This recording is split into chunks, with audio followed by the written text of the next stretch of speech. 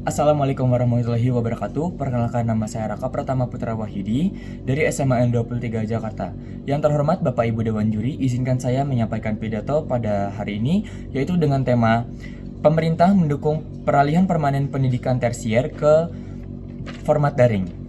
Seperti yang kita telah ketahui, kita telah hidup di zaman yang terus bergerak. Kita tidak bisa mengandalkan cara lama untuk menghadapi tantangan di zaman yang baru. Sudah saatnya kita beralih menggunakan sistem daring daripada kita harus terus menggunakan pembelajaran secara tatap muka. Dan juga kita bisa menjadikan daring ini sebagai salah satu cara belajar yang paling efektif.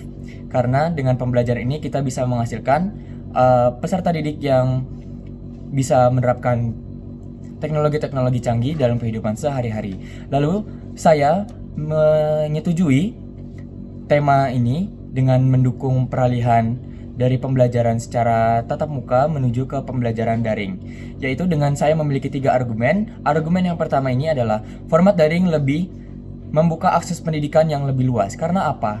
Karena dengan kita belajar daring, kita dapat membuka akses lebih banyak, seperti kita bisa menggunakan internet, ataupun kita juga bisa mencari ilmu-ilmu yang tidak ada di buku.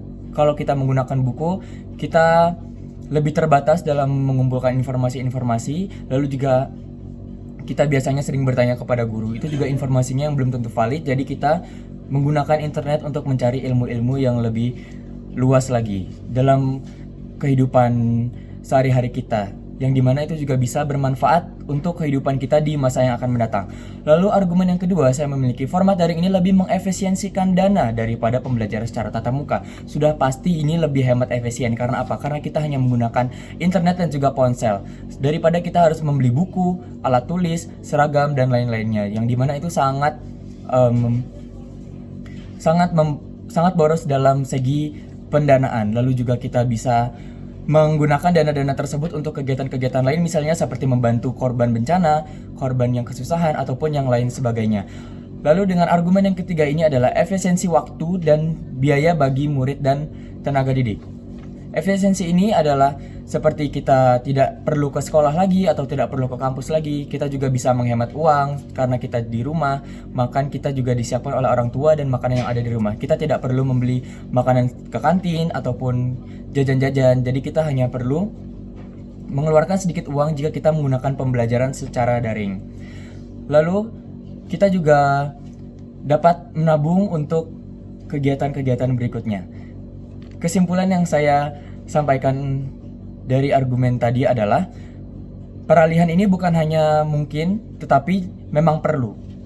Setelah apa yang saya jelaskan tadi, saya menegaskan bahwa pendidikan secara daring ini adalah sebuah adaptasi yang cerdas terhadap zaman, perkembangan, dan kebutuhan masyarakat. Kami percaya bahwa pendidikan yang baik adalah pendidikan yang bisa diakses siapa saja dan bisa membuat peserta didik lebih memahami dan juga bisa membuat peserta didik lebih mandiri, berani dalam mencari informasi, dan menggunakan teknologi dalam kehidupan sehari-hari. Sudah saatnya kita menggunakan teknologi yang dipadukan dengan pendidikan dan kegiatan belajar mengajar secara unik. Lalu juga kita dapat menciptakan peserta didik yang berkualitas, hemat biaya, dan dapat menjangkau seluruh penjuru dunia. Sekian yang dapat saya sampaikan. Semoga apa yang saya sampaikan bermanfaat bagi kita semua. Salam Indonesia. Wassalamualaikum warahmatullahi wabarakatuh.